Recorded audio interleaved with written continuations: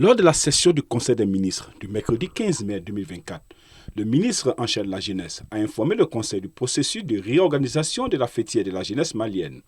Cette réorganisation consiste en la relecture des statuts et règlements intérieurs et la mise en place de nouvelles instances au niveau national et régional.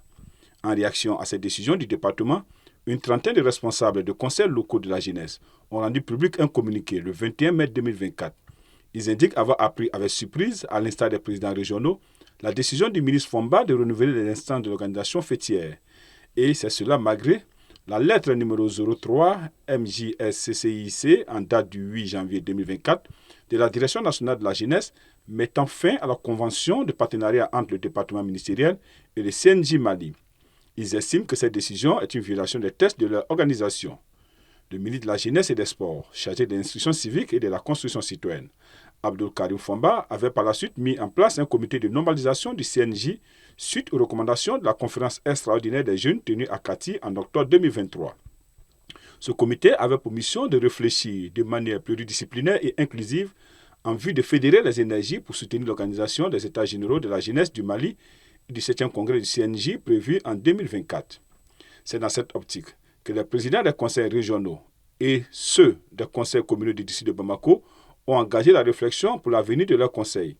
Il en ressort du communiqué conjoint signé par les différents conseils régionaux et communaux du district de Bamako que la mission du CNJ demeure la même. Il s'agit de créer un cadre de concertation, d'orientation et de coordination des actions de la jeunesse.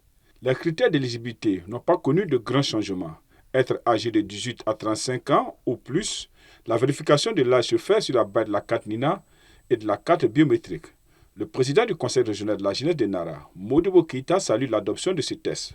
C'est l'ensemble des jeunes du Mali qui ont eu à élaborer ces textes ensemble. Toutes les régions étaient là, les 10 anciennes régions, plus le camarade président locaux aussi du Mali, à peu près 49 bureaux locaux à travers le pays, se sont fait représenter au sein de la commission de lecture avec l'appui du département même. C'est l'ensemble qui a fait ces documents-là et je suis sûr et certain que ça va aboutir. Parce que c'est la compréhension de nos textes qui pose problème à chaque fois. Mais si les gens arrivent à comprendre seulement le texte, le contenu, et je suis sûr qu'il n'y aura pas de problème. Selon lui, l'application de ces tests pourrait définitivement mettre fin à la crise au sein du dit conseil.